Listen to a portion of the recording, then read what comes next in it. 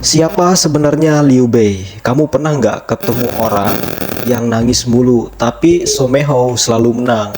Orang yang kelihatannya lemah, penuh keterbatasan, tapi satu persatu nih, orang-orang terbaik di zamannya malah milih dia sebagai pemimpin. Itulah Liu Bei. Di era tiga kerajaan Cina, salah satu periode paling brutal, paling penuh intrik, dan paling berdarah dalam sejarah manusia. Liu Bei bukan yang paling kuat, dia bukan yang paling kaya, dia bahkan nggak punya tanah sendiri selama puluhan tahun. Tapi dia punya sesuatu yang lebih berbahaya dari pasukan. Dia punya narasi, dan narasi itu bukan kebohongan, atau mungkin iya, tergantung dari sudut pandang mana kamu melihatnya. Liu Bei selalu mengaku sebagai keturunan keluarga kekaisaran Han. Keturunan jauh, memang sangat jauh, tapi dalam dunia di mana legitimasi adalah segalanya, klaim itu berharga lebih dari 1000 prajurit. Setiap kali dia kalah perang, dia bangkit lagi. Setiap kali dia kehilangan kota, kehilangan tanah, kehilangan sekutu, dia masih punya satu hal: orang-orang percaya padanya. Kenapa? Karena nih Liu Bei ini memahami sesuatu yang sedikit pemimpin sadari. Kekuasaan yang paling langgeng bukan dibangun dari kekuatan. Kekuasaan yang paling tahan banting itu dibangun dari kepercayaan moral. Di 5 bagian ini kita akan bedah nih Liu Bei habis-habisan, dari siapa dia sebenarnya, bagaimana dia membangun legitimasi, bagaimana dia merekrut orang-orang berbakat, bagaimana dia akhirnya mendirikan kerajaan, dan pertanyaan yang paling penting, apakah semua yang dia lakukan itu tulus atau ini adalah permainan yang paling cerdas dalam sejarah. Duduk yang nyaman karena ini bukan sekedar sejarah Cina, ini pelajaran hidup.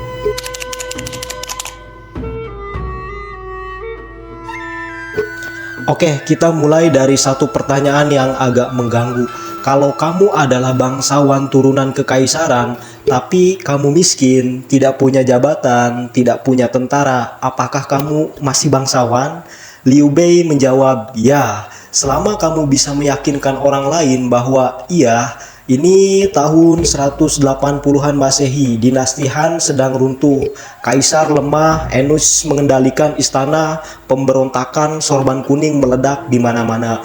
Cina dalam kekacauan total. Disinilah Liu Bei muncul, bukan dengan pasukan, dia muncul dengan nama. Liu Bei ini mengklaim garis keturunan dari Liu Sheng, putra Kaisar Jing dari Han.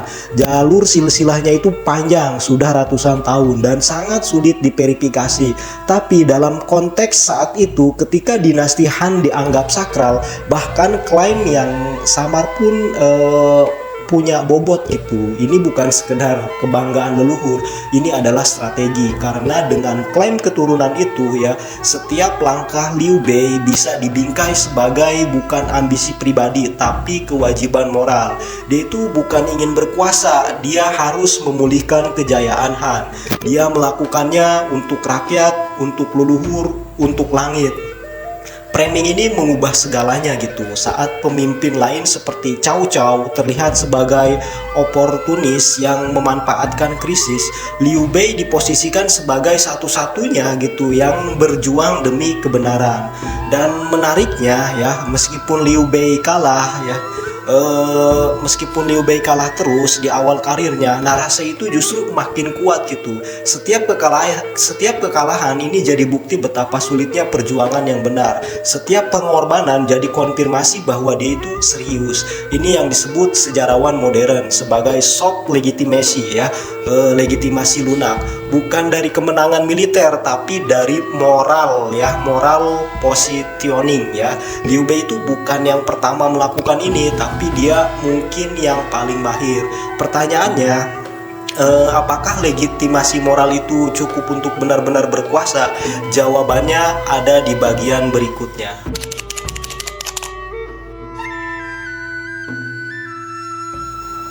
Ini bagian yang menurut gua paling menarik nih dari Liu Bei. Dia kalah berkali-kali, kehilangan kota, lari pontang-panting, hidupnya selama puluhan tahun adalah satu pelarian panjang. Tapi nih di sekelilingnya ada Guan Yu, Zhang Fei, Zhou Yun, dan kemudian Zhuge Liang. Bro, Zhuge Liang, salah satu ahli strategi paling jenius dalam sejarah manusia. Orang yang sejak muda itu sudah dikenal sebagai naga tidur, si jenius yang menunggu pemimpin yang layak. Dan dia memilih Liu Bei. Kenapa orang-orang ini mau ikut seseorang yang terus kalah? Jawabannya ada di cara Liu Bei memperlakukan mereka. Saat Liu Bei pergi 3 kali mengunjungi pondok Zhuge Liang ya yang terkenal, kejadian yang dikenal sebagai Sangu Maulu ya, 3 kunjungan ke pondok jerami, Zhuge Liang sebenarnya sudah tahu Liu Bei itu bakal datang dan dia sengaja membiarkan Liu Bei menunggu. Ini ujian. Zhuge Liang ingin tahu apakah Liu Bei itu mau merendah, apakah dia akan datang sendiri bukan menyuruh utusan, apakah dia cukup sabar. Liu Bei lulus dan disitulah kita belajar sesuatu tentang kepemimpinan Liu Bei yang sering diremehkan. Dia itu genuine dalam menghargai orang gitu, atau setidaknya dia itu sangat konsisten ya dalam menampilkan hal itu. Ketika dia harus lari dari pertempuran Changban, konon dia itu menangis bukan karena kalah, tapi karena ratusan ribu rakyat sipil yang mengikutinya ikut dalam pelarian itu, dan dia menolak meninggalkan mereka meski itu memperlambat pasukannya. Ini gila dari sisi militer, tapi ini jenius dari sisi kepemimpinan. Orang-orang menyaksikan itu gitu. Zhao Yun menyaksikan itu, Zhuge Liang mendengar tentang itu, dan mereka pikir ini orang yang layak kita bela. Rekrutmen bukan soal gaji atau jabatan. Liu Bei paham itu. Rekrutmen terbaik adalah ketika orang memilihmu karena mereka percaya pada siapa kamu, bukan apa yang kamu tawarkan.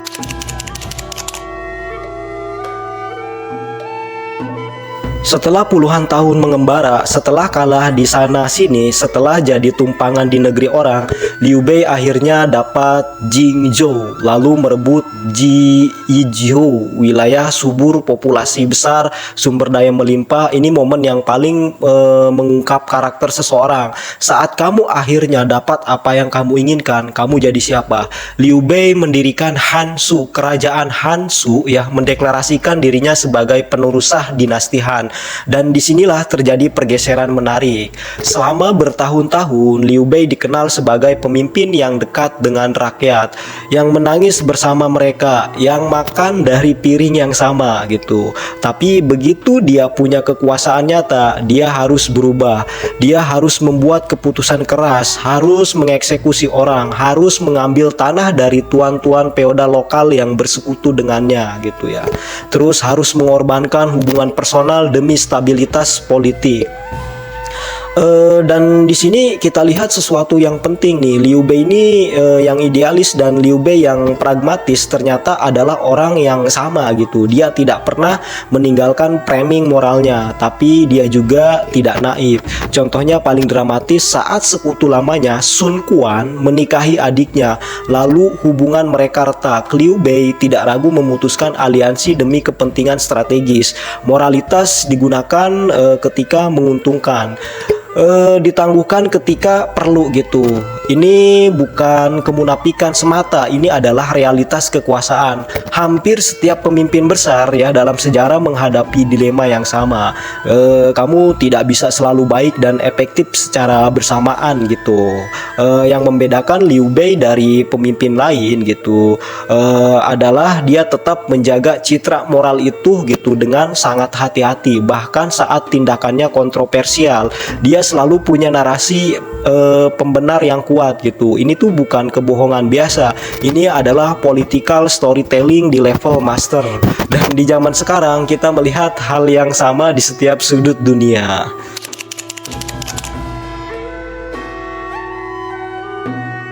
Liu Bei meninggal tahun 223 Masehi. Mimpinya tentang memulihkan dinasti Han tidak pernah terwujud. Kerajaan Hansu yang dia bangun bertahan beberapa dekade setelah kematiannya, sebelum akhirnya jatuh juga. Jadi dalam arti literal, Liu Bei gagal. Tapi kenapa lebih dari 1800 tahun kemudian kita masih bicara tentang dia?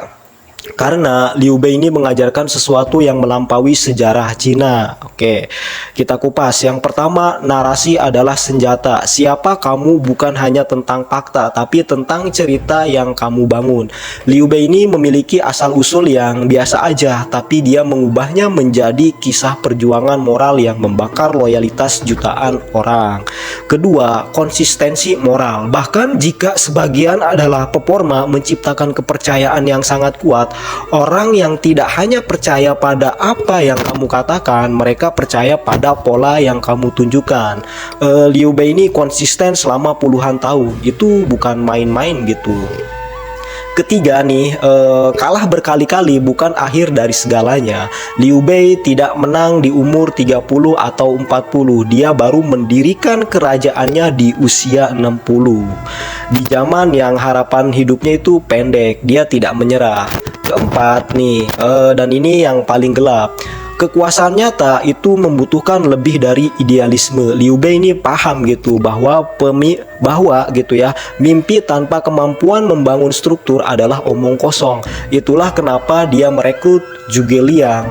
Itulah kenapa dia belajar gitu bagaimana mengatur pemerintahan, bukan hanya memimpin peperangan gitu. Dan mungkin yang paling relevan untuk hari ini ya, Liu Bei membuktikan bahwa dalam kompetisi yang brutal sekalipun ya, nilai, karakter, dan kepercayaan orang lain terhadap kamu adalah aset strategis yang nyata gitu, bukan sekedar kata-kata motivasi. Di dunia yang semakin transaksional, semakin penuh kepentingan jangka pendek, model kepemimpinan Liu Bei adalah tantangan. Apakah kamu membangun kekuasaan dari ketakutan atau dari kepercayaan? Jawabannya akan menentukan seberapa jauh kamu bisa pergi dan seberapa lama kamu akan dikenang. Segitu dulu ya dari gua gitu ya. Kalau kamu suka konten kayak gini ya, sejarah yang dibedah ya, bukan cuma diceritain, jangan lupa follow, share, dan tinggalin komentar di bawah ya. Menurut kamu Liu Bei ini tokoh yang tulus atau aktor yang cerdas? Sampai ketemu di konten berikutnya. Bye bye.